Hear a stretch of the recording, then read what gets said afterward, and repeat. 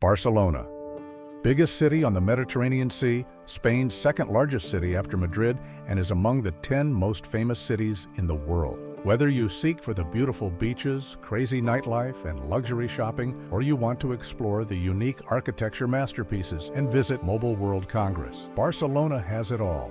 And it all goes with the freshest seafood and the vibrant atmosphere. The mild winters and hot summers encourage outdoor living. That's why bar terraces, music festivals, and rentals of bikes and even boats are so popular. But how did it all start? What made Barcelona a city which attracts more than 27 million people every year? Let's dive into the essence of this captivating city and find out what makes it a must-visit destination. It was around the 1st century BC when the Romans arrived and established a small settlement called Barcino, laying the groundwork for what would later become the vibrant city of Barcelona. For comparison, Paris appeared around 200 years earlier, and at that time had already early wooden fortifications and a population of a few thousands people. Rome was founded 750 years before and was already a center of art, literature, and philosophy with such poets as Virgil and Horace, and its population was about 1 million people. Barcino thrived as a Roman trading port. The Romans built walls to protect it, alongside aqueducts and roads to connect it with the rest of the empire. The city hall buildings and military camp was approximately placed where current Plaza de Saint-Jaume is. Thus, the political center of the city has remained in the same place for over 2,000 years. As the years passed, the Roman Empire began to decline. In the 5th century, the Visigoths conquered Barcino and even made it the capital of all Hispania with Christian monarchy. In 711, Islamic forces invaded the Iberian Peninsula, and Barcelona fell under Muslim rule. The city was integrated into the Emirate of Cordoba and later the Caliphate. The city, known as Barcelona, enjoyed a period of relative prosperity and cultural exchange. Islamic architecture, agriculture, and trade practices began to influence the urban landscape and economic activities. The turning point for Barcelona came during the medieval ages. By the 12th century, it had become part of the powerful Kingdom of Aragon, being its leading slave trade for the next 300 years. The city expanded and exploded with new energy. The organization of streets and plazas began to take shape, setting the foundation for the Gothic quarter layout we see today. Impressive Gothic structures began to rise, like the magnificent Barcelona Cathedral, which would become a symbol of the city's rich artistic heritage and is still open to the visitors. In 1493, after Christopher Columbus's voyage to the Americas, he returned to Spain and visited Barcelona to report to the Catholic monarchs. This moment marked Barcelona's emergence as a crucial player in the global trade network, connecting Europe to the New World. Throughout the 16th century, the city became a center of commerce and culture, bustling with merchants and explorers. 400 years later, a 60-meter statue of Columbus gesturing towards the sea with his hand appeared in the port of Barcelona, becoming the symbol of its maritime heritage and its historical connection to the age of exploration. In the 17th century, Barcelona experienced hardships during the Great Plague, which claimed the lives of thousands. Around 1/3 of the city's population perished due to the disease. The city struggled to recover, and the effects of the plague lingered for years in the collective memory of its residents. In the late 17th and early 18th century, Barcelona repeatedly endured the effects of war. After a long and devastating battle, Barcelona fell to Bourbon forces. The liberties of the city were stripped and harsh restrictions were imposed, leading to a sense of hopelessness and resentment among the citizens. This moment represented a pivotal event in Catalonia's history, fueling a sense of nationalism that still resonates today. In the 18th century, the population grew from 30,000 to about 100,000, as the city became one of the key mercantile centers in the Western Mediterranean. At this time, a fortress was built at Montjuic Hill that overlooked the harbor. To solve the issue of overpopulation, a new district known as the Exemple was built. The iconic octagonal superblocks with chamfered corners for better visibility remain immensely helpful even 170 years later. They allow people to breathe clean air, grow gardens in the center of each street block, have the access to the same services, and enjoy the smooth flowing traffic. Fast forward to the 20th century as the Spanish Civil War erupted. The city saw violent conflicts and many innocent lives were lost. In 1937, the city suffered from bombings during the Battle of Barcelona, when the Republican forces fought against General Franco's troops. The city has more than 1,400 bomb shelters and many more in the neighboring areas. Some of them are open to the visitors nowadays.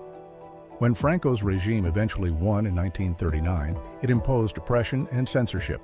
The Catalan language was banned. Even telephone calls had to be carried out in Spanish.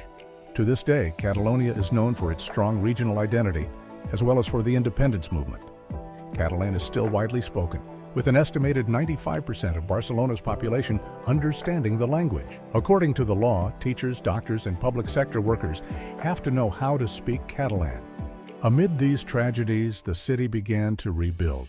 The later half of the century saw a cultural renaissance, with a booming art scene that resonated in the works of artists who drew inspiration from the city's spirit.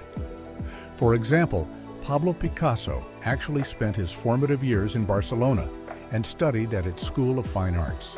The Picasso Museum in Barcelona features 3,500 works of art by Pablo Picasso, making it the world's largest collection of Cubists' artwork. Also, Salvador Dali was born in Catalonia and spent much of his early artistic career in Barcelona. Another celebrated Catalan painter and sculptor, Joan Miró, was born in Barcelona. Some of his artworks can be found throughout the city. A vast collection of his works, including paintings and sculptures, are housed on Montjuic Hill in the famous Fundació Joan Miró. And of course, the main attraction of the city is the works of Antoni Gaudí. Park Güell is one of Gaudí's famous creations in Barcelona, featuring beautiful tiled mosaics along with footpaths created under viaducts. Casa Mila is the last private residence that Gaudí designed. An unusual building, it caused some controversy upon its construction, with some even concerned that the building's appearance would lower land values in the area. Barcelona hosts 9 UNESCO World Heritage Sites, most of which are Gaudí's creations, including Park Güell and Casa Mila. And of course, Gaudí's masterpiece, the Sagrada Familia, one of Barcelona's most iconic landmarks, construction of which began in 1882. Over 100 years later, the massive basilica is still being built. This has been longer than it took the Egyptian pyramids to complete, as they took 10 to 20 years using ancient tools. Antoni Gaudí is buried in La Sagrada Familia in the chapel inside the basilica. The big historic moment that elevated Barcelona to the world stage was the Summer Olympics of 1992. It wasn't just an event, it was a transformation. Notably, the Olympic Village was built to accommodate athletes, and the Palau Sant Jordi, a multi-purpose indoor arena, was designed for various sporting events. Additionally, improvements were made to the city's parks and waterfront, as well as the transportation infrastructure, including the extension and upgrading of the metro system. Fun fact, regardless of being voted by National Geographic as the best beach city, Barcelona has quite a beachless past. The seaside was full of local industries until the Olympic Games, but it now has 7 beaches with a 2.8 miles coastline.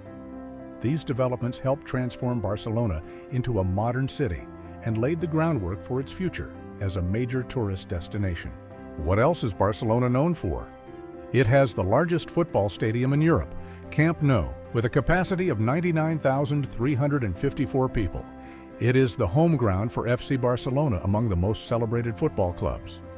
What most of you didn't know is that the club is owned by fans with more than 140,000 members. Also, Barcelona's airport El Prat is the second largest in Spain and the largest airport on the Mediterranean coast. There is an urban legend that the famous Eiffel Tower, Paris's most famous landmark, was supposed to be in Barcelona.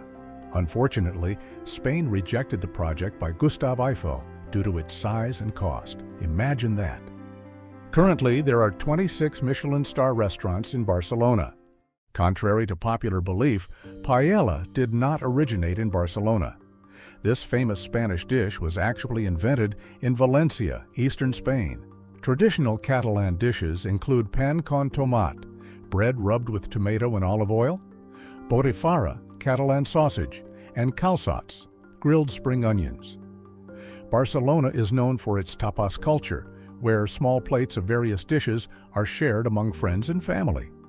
This tradition encourages socializing, exploring different flavors, and creating a convivial atmosphere.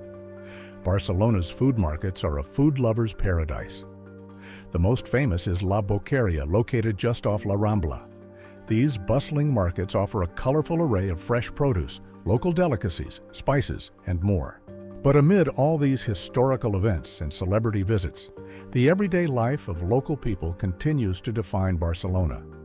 Each morning, the aroma of fresh-baked bread wafts through the streets as local bakeries open their doors. It's not uncommon to see families sitting around dining tables for a long time, leisuring meals that stretch into the evening, savoring delicious food, fine wine, or café con leche, like their ancestors during many past centuries. Today, Barcelona is a vibrant metropolis known for its art, architecture, and rich traditions. It's a city where the echoes of the past harmoniously exist alongside the pulse of modern life. Thank you for joining us on this amazing journey. If you enjoyed this video, please don't forget to give it a thumbs up and hit that subscribe button so you won't miss any future content. Leave a comment below to share your thoughts or let us know what you'd like to see next. Take care and see you soon.